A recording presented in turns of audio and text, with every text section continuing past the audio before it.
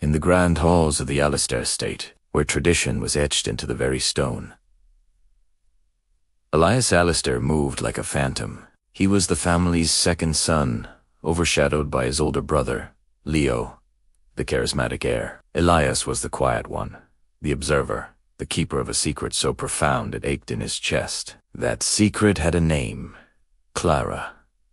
Clara was a whirlwind of life and laughter, a gardener's daughter who had grown up on the estate grounds. Her hands, often smudged with soil, could coax life from the most stubborn earth. Her smile could outshine the grandest chandeliers in the ballroom. For years, Elias had watched her from a distance, his heart performing a silent ballet only he could feel. He'd find excuses to walk through the gardens, his sketchbook in hand, pretending to capture the roses when, in reality, he was trying to capture the curve of her smile, the light in her eyes. He never spoke to her beyond polite greetings. How could he? He was an Alistair, and she was Clara. The chasm between their worlds felt as wide as the ocean. So, he poured his silent adoration into his art. His private studio was a shrine to her, canvases filled with her likeness, some from memory, some from stolen glances. Her tending the lilies, her laughing with the other staff, her lost in thought under the ancient oak tree. Each stroke of his brush was a whispered confession, a declaration of a love he believed would forever remain unspoken. Leo, on the other hand, was everything Elias was not: confident, bold, and accustomed to getting what he wanted. And he, too, had noticed Clara. But where Elias saw a universe, Leo saw a pretty flower to be plucked. He began to pursue her openly, with grand gestures and charming words that made the staff whisper and Elias's blood run cold. Clara, kind and perhaps a little overwhelmed, was polite to Leo, but there was a reservation in her eyes that Elias recognized. He saw the subtle discomfort she tried to hide behind a gentle smile. It was this observation that gave him a sliver of hope, a fragile thing he nurtured in the darkness of his studio. The annual Alistair Charity Gala was the event of the season. The estate buzzed with excitement, draped in silks and glittering lights. Elias dreaded these events. He felt like a ghost at his own family's feast, a prop in a play where he had no lines. This year, however, was different. His parents had insisted he donate a piece of his art for the charity auction. It was a rare demand, as his art was something he guarded fiercely. Reluctantly, he selected a landscape, a safe, impersonal painting of the coastline at dawn. He had his assistant, a trusted young man named Thomas, wrap it and take it to the gallery set up in the West Wing. Elias planned to make his obligatory appearance and then retreat back to his sanctuary. The evening began as it always did, a sea of unfamiliar faces, polite smiles,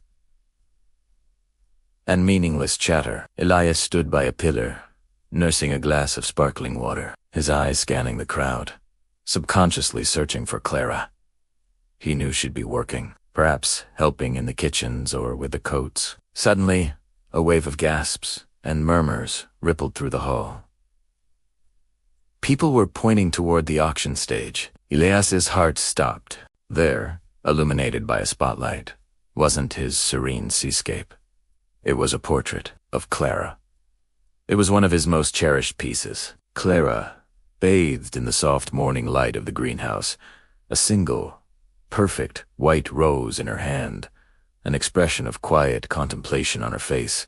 It was intimate, raw, and so full of unconcealed love that it was like his heart had been torn from his chest and put on display for the world to see. Panic seized him. He looked around wildly and saw Thomas, his assistant, looking pale and horrified. A mix-up. A terrible, catastrophic mix-up. Thomas had grabbed the wrong painting from the studio. Elias's gaze flew across the room and locked with his brother's. Leo was staring at the portrait, a slow, predatory smile spreading across his face. He understood. In that single moment, Leo saw the depth of Elias's feelings and recognized the vulnerability it presented. Then, Elias saw her. Clara was standing near the back of the room, a tray of glasses in her hands, her eyes wide with shock, fixed on the painting of herself. Her face was a canvas of confusion, disbelief, and something else. Something Elias couldn't decipher. The auctioneer, oblivious to the drama unfolding, began the bidding. And now we have a stunning, unsigned portrait, a last-minute addition, a truly captivating piece. Shall we start the bidding at 500? Before anyone could react, Leo's voice boomed through the hall. 10,000. A collective gasp went through the crowd. The bid was astronomical. Elias felt the blood drain from his face. He knew what Leo was doing. He was trying to possess the painting, to own this piece of Elias's soul, to stake a claim on Clara herself in the most public way possible. 15,000. A voice called out. It was Elias. He didn't know where the words came from. He just knew he couldn't let Leo have it. He couldn't let his brother turn this sacred confession into a trophy. A hush fell over the room as all eyes turned to the two brothers. The air crackled with tension. This was no longer about charity. It was a duel. 20,000. Leo shot back, his eyes glinting with malice. He was enjoying this, enjoying cornering his quiet, artistic brother. 30,000.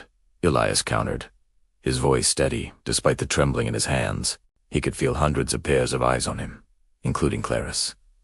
He risked a glance at her. She hadn't moved, her gaze now fixed on him, her expression unreadable. The bidding escalated, a rapid-fire exchange that left the crowd breathless. 50,000. 60. 70. Elias was bidding away his inheritance, his future, everything. He didn't care. All that mattered was protecting the painting, protecting the purity of his feelings for Clara. 100,000, Leo declared, a final, triumphant smirk on his face. He was certain Elias couldn't match it. The room was utterly silent. The auctioneer looked from Leo to Elias, his gavel raised. Elias took a deep breath. He looked past his brother, past the shocked faces of his parents, and his eyes found Clara's once more. In that moment, he felt a surge of courage he never knew he possessed. He was done hiding. "It's not for sale," Elias said, his voice ringing with newfound authority. He walked towards the stage, his steps firm. "I'm withdrawing the piece. It was never meant to be here. It's private." He reached the stage and faced the crowd. "My sincerest apologies for the confusion. There's been a mistake." He then turned to the auctioneer, and with a quiet word, arranged to make a personal donation that far exceeded the painting's highest bid. He refused to let the charity suffer for his mistake. With the arrangements made, he carefully took the portrait from the easel. He could feel every eye in the room on him, but he only had eyes for one person. Holding the painting, he walked off the stage and directly through the crowd, which parted for him like the sea. He walked straight to where Clara was standing, frozen in place. He stopped in front of her, the world seeming to fade away until it was just the two of them. The murmurs of the crowd were a distant buzz. "Clara," he said, his voice soft, yet clear, "I am so sorry.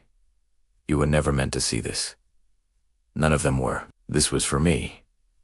It was the only way I knew how to tell you." He held the painting for her to see up close. "This is how I see you, not as a gardener's daughter, not as a member of the staff, but as you." Tears welled in Clara's eyes. She reached out a tentative hand, not to the canvas, but to his arm. "Elias?" she whispered. The first time she had ever said his name with such familiarity.